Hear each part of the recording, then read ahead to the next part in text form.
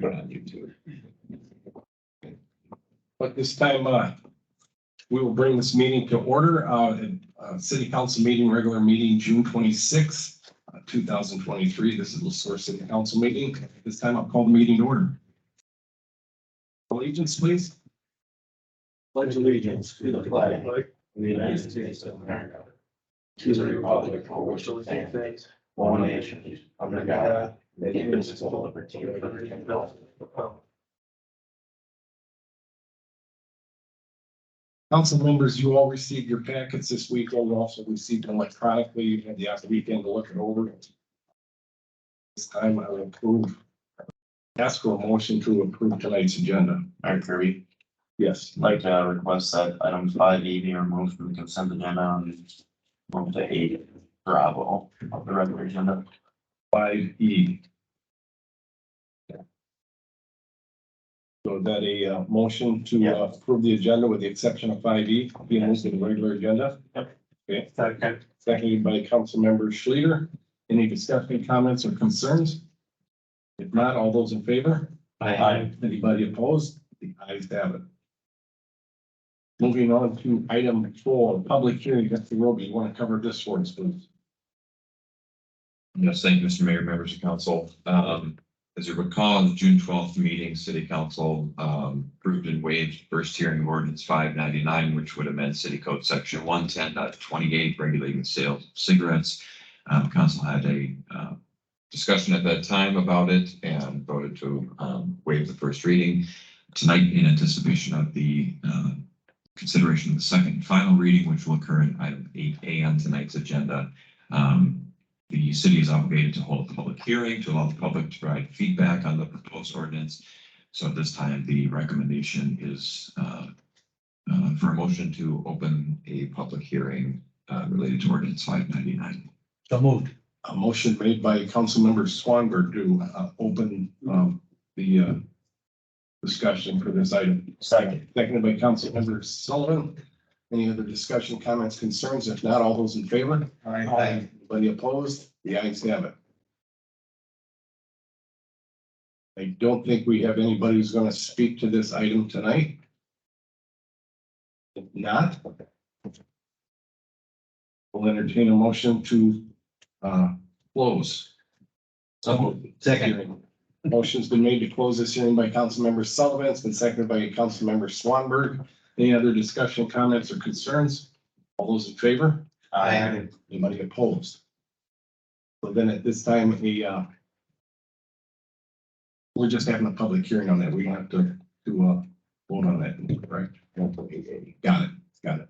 Very good, because he pulled that. Thank you. No, That's the one you pulled. no. You put 5E to put it. Got it. Okay, got it. Okay, moving on to consent agenda. Mr. Roby, do you want to cover these items with us? Thank you, Mr. Mayor. Tonight's consent agenda, with the exclusion of item E, which has been moved to the regular agenda, consists of the city council minutes from June 12th, 2023, the approval of disbursements through today, June 26th. Included in those disbursements are 5 items over $25,000, including payment to U.S. Bank, debt service on the 2021A bond for $75,031.25. The Department of Revenue for May 2023 city sales tax, $44,086. NEO water treatment for wastewater phosphorus material, $39,766.68. Minnesota Unemployment Insurance Fund for unemployment benefits, $39,196.51. And another payment to U.S. Bank for 2020B debt service, that's $27,760. Item C, accept the May 2023 police chief report, which is included in your packet. Chief Tiki. Item D, approve planning commission appointment of Chris Reeder, who applied for the vacancy left for Dan Ryerson, who resigned from the planning commission last month. Item F, personnel action, the hiring of a water wastewater operator. This is fill vacancy that will be created this month when our water wastewater operator Nathan Eibling resigned his position. His family's moving. So this is a backfill water wastewater operator. And item G, approving airport work order number 3 for the building restriction line land acquisition project, which SEH is working on, and which includes a 90% total cost of that project, 90% covered by the FAA, 5% covered by the state, 5% covered by the city. This was included in capital budget for 2023. Very good. Anybody have any questions for our city administrator? If not, I will entertain a motion to approve tonight's consent agenda. Thank you, Councilmember Tui. Second by Councilmember Williams. Thank you. Any other discussion, comments, or concerns? If not, all those in favor? Aye. Anybody opposed? The ayes have it. Moving on to public comment. Public comment provides an opportunity for the public to address the council on items that are not on the agenda. Comments will be limited to 5 minutes per person. Persons wishing to make comments must sign up in advance of the meeting and provide their name and address on the sheet. And at this time, we have one person, Mr. Mark Rogers. Is it going to be Mark and Annette both addressing the council? Yeah. Thank you. Well, still to help you. Welcome. I had a couple questions on the Green Steps program. Is that something that the residents will be able to help in the decision making on? And the second question is, as far as the cost of the Green Steps implementing it, is that going to be brought upon the residents? I mean, are we going to have to pay for some of those Green Step programs? Mr. Roby, can you explain a little bit about the Green Step program? Yep, I think, and I can certainly take some time and visit with Mr. Rogers. But in general, the Green Step Cities program, which the city of Sueur is not yet a part of, if the city council were to consider joining that program, certainly a number of the actions that the city has already taken could be counted toward those steps. City's already implemented that without being a part of Green Steps. We would also look to the city council to compare potential steps and opportunities to complete steps to the comprehensive plan, and how those might fit in. And certainly those are processes that the citizens are always welcome to be involved with. Very good. Mr. Rogers, I would ask that you maybe contact the city office and talk to Mr. Roby about that a little more. Okay. I want to remind you that this is your opportunity to share comments with us, usually not a question and answer type opportunity. So, yeah, any other comments you want to share with us? Annette? Well, we did contact the city of Sueur and ask about that question because in our bill, there was options that we can choose 50, 75, or 100% to go with the steps that they start implementing. And nobody ever called us back. They were supposed to, but we never heard from them back. I will have them reach out to you. Okay. Very good. Any other comments? Thank you for your time. Appreciate it.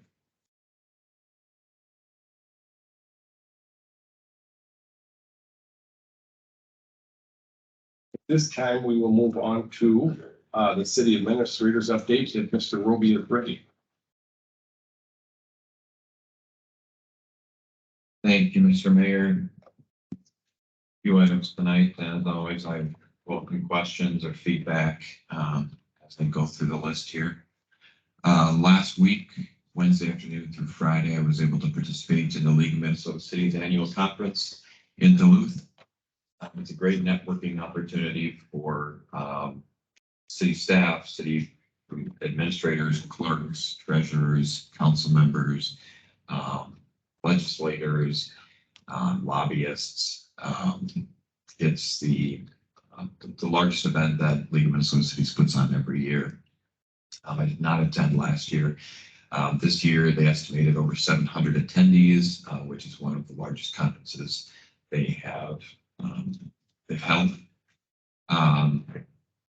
There were several breakout sessions in addition to the larger group presentations. One session I attended was on the establishment of a financial management plan, which is something that actually Finance Director Graff is working on right now.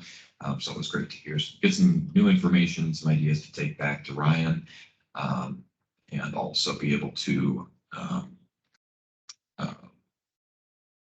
get a sense that we are heading in the right direction as far as setting up a long-term financial plan for the city.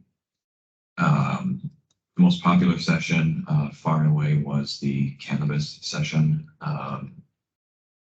There were probably 350 people in just one breakout session regarding the new cannabis legislation, what it means for local municipalities, what kind of local control cities will have when limited possession of cannabis products is legalized. I'll touch on that more in a second. And then a session that was run by the Department of Transformation, which sounds like it's a State Department, Department of State, but it's not. It's an independent group that works in rural Minnesota on things like building culture, building community pride using artists, and they've had a lot of success in rural Minnesota. They're based out of Grand Falls, and from a community development standpoint, they're doing a lot of really interesting work. So I was able to sit in on that and have some conversations with that team. Regarding cannabis, this is something that we've been discussing at a staff level, waiting for some guidance from the state of Minnesota. The state of Minnesota is establishing a brand new department, the Office of Cannabis Management, which is not yet established, but they have a website and they have some information and details on the new law. At a minimum, what this will likely look like in the coming months will be consideration by City Council of an ordinance for use in public space, much like you might see in the city for alcohol use, things like that. And also zoning ordinance to determine if someone were to apply for a license where within the city limits, they would be allowed to set up a dispensary. There are some population controls on how many licenses must be issued or may be issued within a given municipality. But a lot of questions remaining from a lot of cities. So I did have a conversation with County Administrator Joe Martin prior to this session, and he would like to convene a meeting of the city administrators and the county administrator in the center this summer to discuss strategically, because there's some different rules for the county as far as how many dispensaries licenses they can issue based upon the population. We talked about the tax rate and the advocacy that League of Minnesota Cities did to make sure that there's local control and that there's some financial benefit to the cities that comes out of the tax dollars that are collected through this.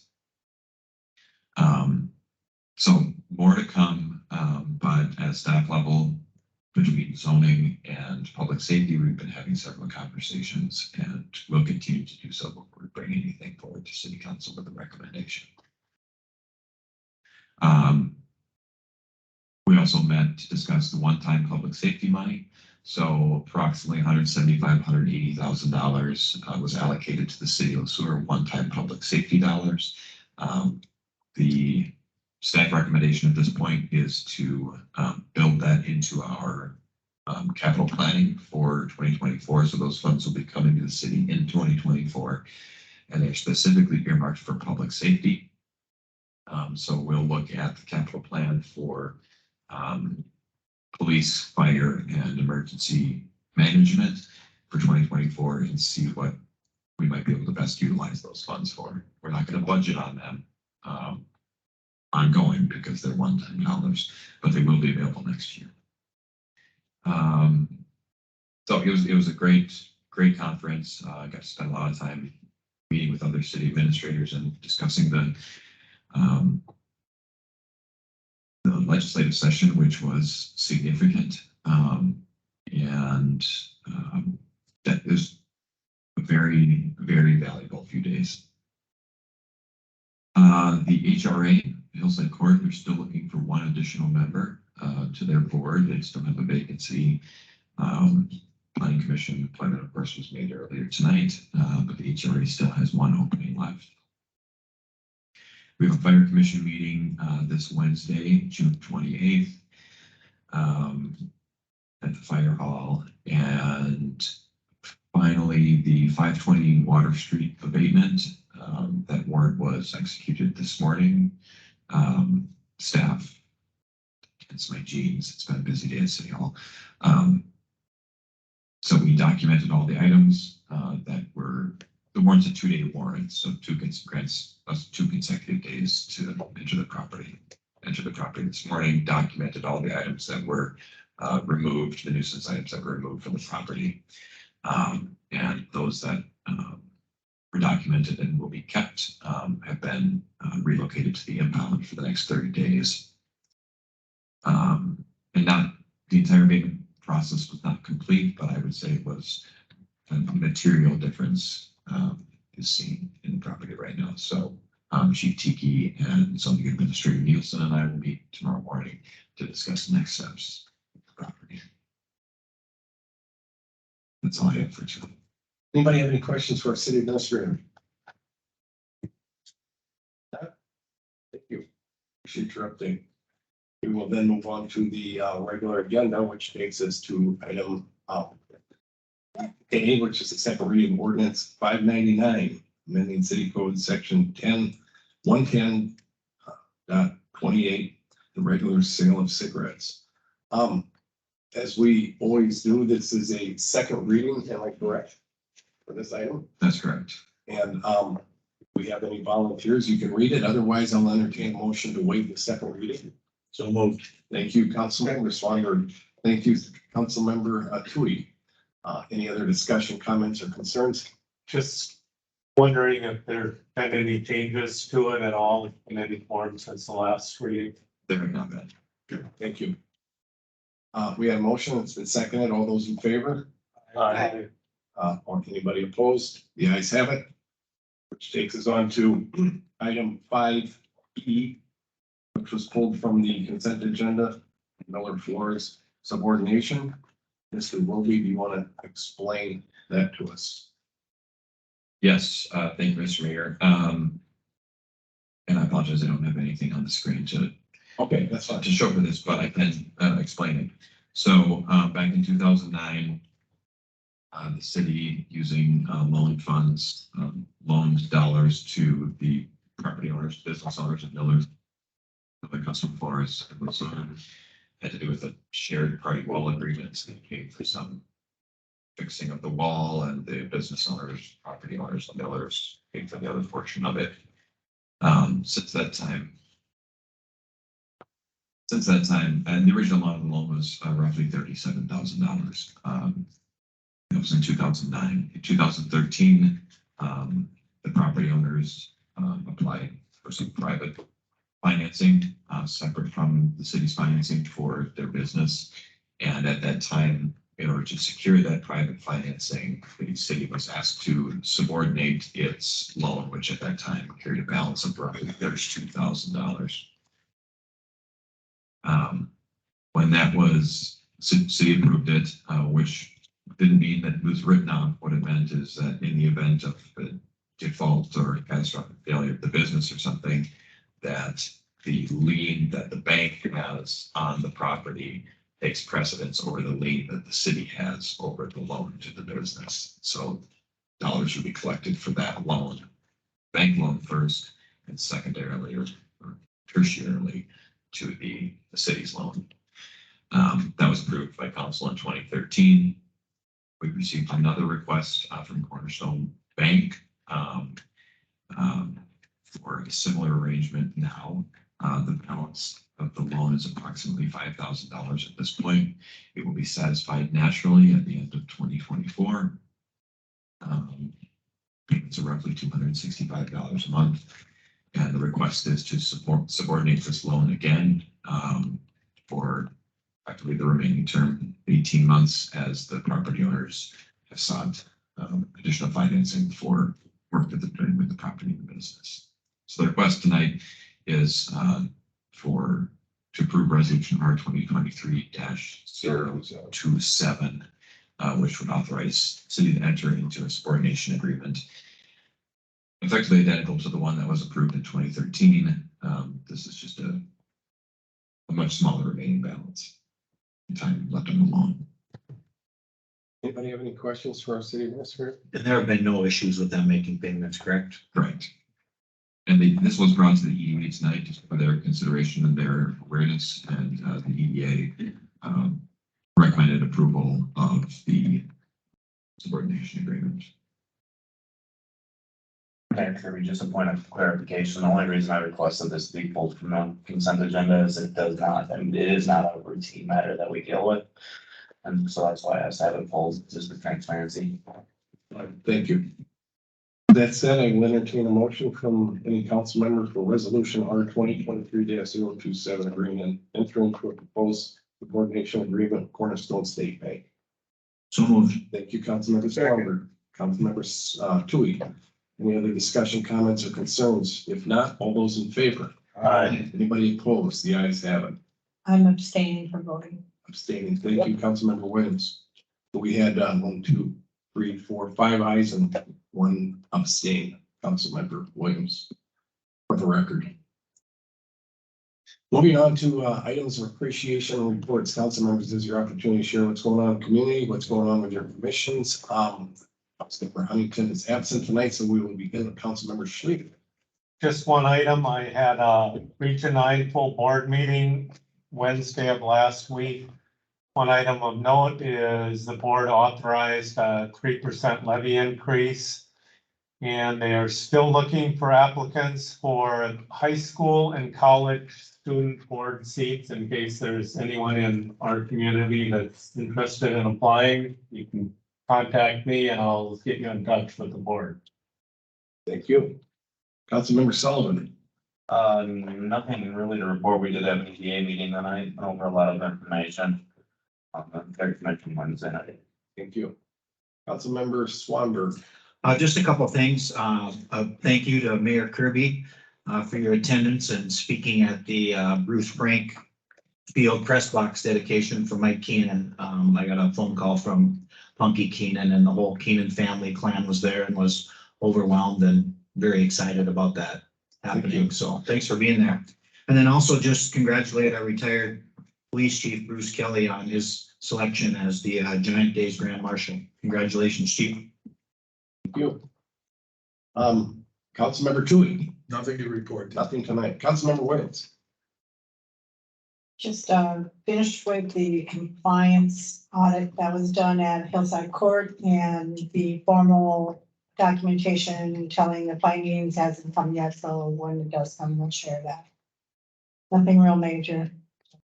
Thank you. I have nothing to share tonight at this time, and with that, I will get a motion to dismiss this meeting. So moved. Councilmembers Swanberg.